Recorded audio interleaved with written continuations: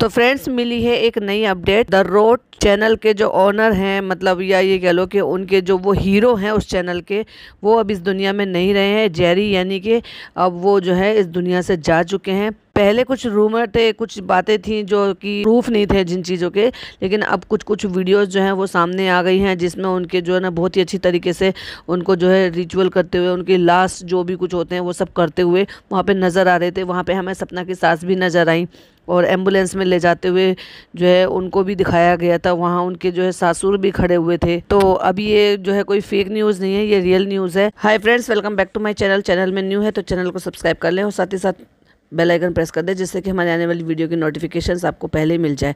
तो ये कुछ रूमर थे कि वो जो है बीमार थे, काफ़ी टाइम से वो बीमार चल रहे थे और उनको और भी कुछ जो है हेल्थ इशू थे। उनकी किडनी का भी कुछ प्रॉब्लम सामने सुनने में आया था। तो भाई अब वो नहीं रहे। आखिरकार उनको जो है उनकी दुख से, उनकी तकलीफ़ों से ऊपर वाले ने उनको छुटकारा दे दिया है। अब वो बहुत अच्छी जगह है। कहते हैं ना, दुनिया से ज़्यादा अच्छी जगह होती है जब वो ईश्वर के पास चले जाते हैं और आखिर वही ठिकाना होता है, आखिरी ठिकाना वही होता है। तो ये जो न्यूज़ है ये कोई फेक न्यूज़ नहीं है। बहुत सारे चैनल्स ने इस चीज़ को जो है अपडेट किया है, बताया है व्यूवर्स को। तो बस वही अपडेट आपके साथ शेयर करना था। और कुछ और भी चीज़ें थी, चलिए उस टॉपिक पर बात करते हैं। अब तक जो ट्रोलिंग हो रही थी वो सपना की ट्रोलिंग हो रही थी। मतलब उनको लोग जो है ना भर भर के उल्टे सीधे कमेंट्स कर रहे थे। बहुत सारे, नो डाउट बहुत सारे सपोर्टर्स भी हैं जो उनको सपोर्ट करते हैं, उनमें से हम भी एक हैं। और भी बहुत सारे ऐसे रिएक्शन चैनल हैं जो ज़्यादातर तो सपोर्ट में ही हैं, लेकिन कुछ एक आध लोग ऐसे होंगे जो सपोर्ट की बजाय उनको मतलब उन पे इल्ज़ाम लगा रहे हैं, सवाल उठाते हैं। और बहुत सारे ऐसे लोग हैं जिनको पता कुछ होता नहीं है, लेकिन बस अपना हाथ उठाते हैं और उल्टे सीधे कमेंट्स लिख देते हैं। और उनमें से भी ज़्यादातर औरतें ही हैं, और वही औरतें हैं जो औरतों का घर बर्बाद करती हैं और उनके घर में आग लगाती हैं। ऐसे ही आग लगाने का काम अब सपना से शिफ्ट करके वो सपना के मायके तक पहुंचा दी है। मतलब अपनी जलन की आग जो है वो सपना के मायके तक पहुंचा दी है।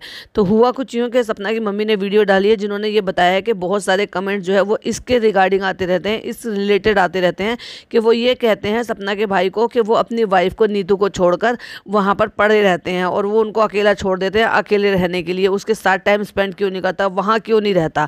तो भाई एक बार बताओ, अभी एक बहन को अपने भाइयों की ज़रूरत है जो खुद अपनी इन मुसीबतों से निकलने की कोशिश कर रही है, बाहर आ रही है। फिर दूसरी बात, बिल्कुल सही कहा उन्होंने, जो स्टैंड लिया अपने बच्चों के लिए बिल्कुल सही किया कि हमारे यहाँ शुरू से ऐसा ही होता आ रहा है कि जब भाई बहनों में से किसी को किसी की ज़रूरत होती है तो उसको पूरी डेडिकेशन के साथ बराबर उसके साथ खड़े रहते हैं, उसके दुख में सुख में।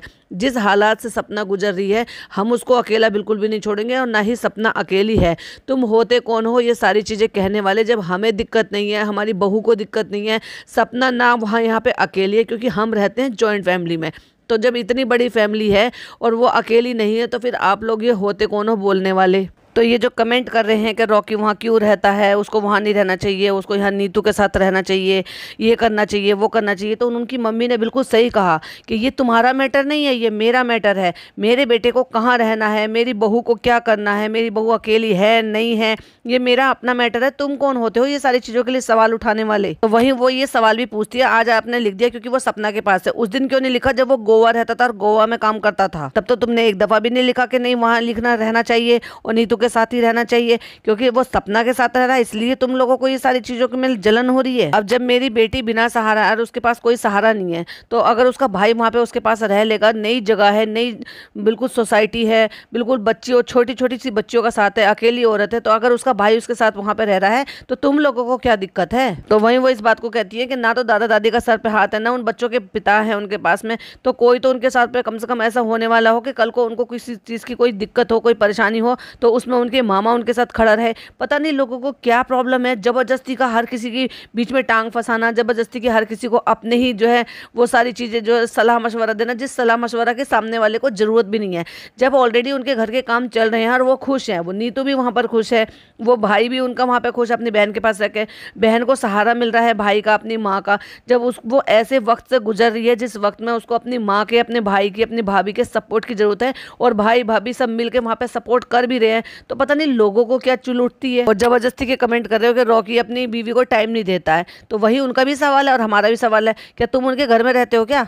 तुम क्या वहाँ पे जाकर देखते हो कि वो कितना टाइम दे रहा है, कितना टाइम नहीं दे रहा है? उसे भी पता है कि क्या सही है क्या गलत है, क्या उसे अपनी बीवी बच्चों से प्यार नहीं है क्या? या नीतू ने आपसे शिकायत की है कि वो मुझे टाइम नहीं दे रही है, मुझे छोड़ छोड़ के अपनी बहन के यहाँ पे रह रहे हैं। जब किसी को कोई कंप्लेन है ही नहीं तो तुम क्यों जबरदस्ती की पंचायत खड़े कर रहे हो? तो वहीं वो कहती है कि जैसे मेरी बेटी पे बीती है ना, ईश्वर ना करे कि कभी किसी के साथ ऐसे बीते, क्योंकि ये बहुत कठिन और बहुत टफ टाइम होता है, जिस टाइम में इतनी महान और इतनी सब चीज़ें सहकर मेरी बेटी उन सब चीज़ों से जूझ रही है और अपनी ज़िंदगी की गाड़ी को पटरी पर लाने की कोशिश कर रही है। और वो दिन पे दिन हम उसकी मेहनत को, इन सारी चीज़ों को, डेडिकेशन को देख भी रहे हैं।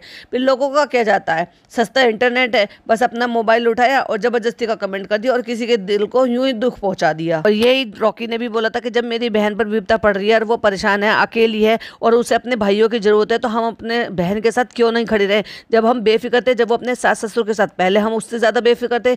जब वो अपने पति के साथ रह रही थी तो हमें कोई दिक्कत नहीं थी, और उसके बाद जब वो अपने सास ससुर के साथ रहते थे तब भी हम इंटरफेयर नहीं करते थे, तब भी वो हम बेफिक्र थे कि चलो उनके सास ससुर उनके सर पे हैं, उनके साथ वो अकेली नहीं है। लेकिन जब आप आज उसके साथ कोई भी नहीं है और वो बिल्कुल अकेली है, तो हम ना खड़े होंगे तो फिर कौन खड़ा होगा? फिर क्या बात है कहने के लिए? मतलब भाई बहन माँ बाप अपने बच्चों के काम नहीं आए? तो वहीं वो इस बात को भी कहती है कि जब मेरे बच्चों को मैंने ऐसे संस्कार दिए हैं कि वो ये इस बात को खुद से कहते हैं, हमें तो कहने की भी जरूरत नहीं है कि तुम्हें अपनी बहन की देखभाल करनी है या नहीं करनी है, या तुम्हें उनका सहारा बनना है कि नहीं बनना है।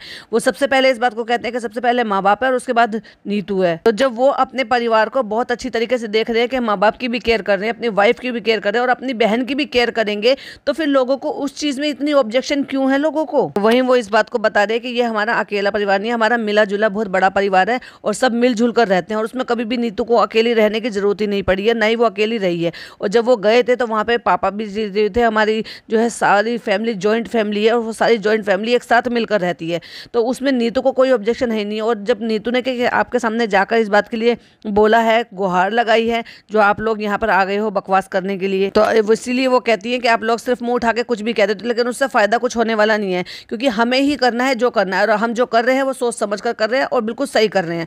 अगर एक बेटी को, एक तरफ तो भाई मैंने देखा, मैं रिएक्शन दे रही हूँ तो मुझे पता है, एक तरफ इन भाई हैं, अब ये भाई अपनी बहन के सपोर्ट में आ गए हैं, उनके पास रह रहे हैं, तो भी लोग उनको चुल लगा रहे हैं, आग लगा रहे हैं।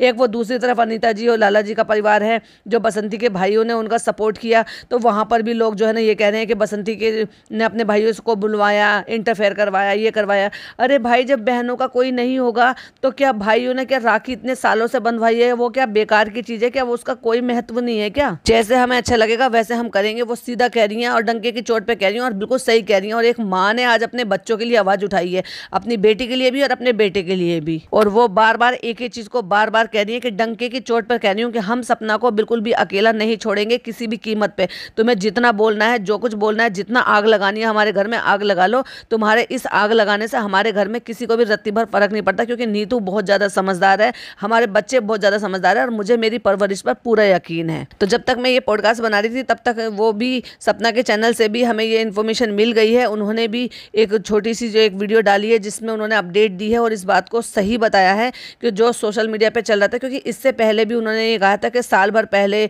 6-8 महीने पहले भी नकली न्यूज़, फेक न्यूज़ बना रहे थे लोग, उल्टी सीधी न्यूज़ छाप रहे थे, किसी के नाम के आगे RIP लिखकर न्यूज़ अपडेट कर रहे थे कि ऐसे हो गया वैसे हो गया। तो उनको भी यकीन नहीं आ रहा था, क्योंकि उनको भी किसी ने बताया नहीं था। वो यही कह रहे थे कि मेरी ना तो अम्मी पापा से जो नॉर्मल तरीके से बात भी नहीं हो रही थी, तो इसलिए मुझे भी नहीं पता चला था और उनको भी नहीं पता चला था, अंशु को भी नहीं पता चला था। तो उन्होंने अंशु से ही पता किया है, अंशु से वीडियो कॉल करते हुए भी दिखाया है, और उन्होंने जो भी ये सारी चीज़ें पता लगी है तो इनके ससुराल के जो एक पड़ोसी हैं उनके थ्रू पता लगी है, जिन्होंने वो छोटी मोटी वीडियो क्लिपिंग डाली है जब वो लास्ट रिचुअल जो भी कुछ कर रहे थे जेरी का। तो ये न्यूज़ जो है ये गलत नहीं है, ये न्यूज़ सही है। और एक माँ ने जो अपने बच्चों के लिए आवाज़ उठाई है, सैल्यूट है भाई इस माँ को। वो किस तरह से अपनी बेटी को और अपने बच्चों को अच्छी परवरिश दी है और उनको जिस तरह से वो संभाल रही हैं, कर रही हैं, ये कोई छोटी बात नहीं होती है कि अपनी ही 23-24 साल की, 24-25 साल की लड़की का 2 बार में ऐसी ज़िंदगी में गुजर जाना और इतने बुरे माहौल से निकलना, फिर उसके पास भी 2 छोटी बच्चियां हैं इतनी छोटी उम्र में, और उसके आगे पूरी ज़िंदगी पड़ी है, और फिर एक माँ को ये सारी चीज़ें देखना पड़ रहा है कि अपने भविष्य में कि मेरी बेटी अब आगे क्या करेगी। ये कम दुख नहीं होता, तो उस दुख को बढ़ाइए मत, हो सके तो सपोर्ट कीजिए, लेकिन ऐसी घटिया बातें कर ना किसी का दिल मत दुखाइए। चलिए ये था एक रिएक्शन वीडियो, आई होप आपको पसंद आया हो तो लाइक शेयर कीजिएगा, चैनल पर पहली बार आया तो सब्सक्राइब कीजिएगा। फिर मिलती हूँ एक और नई वीडियो के साथ। टिल देन बाय बाय, अल्लाह हाफिज़, टेक केयर।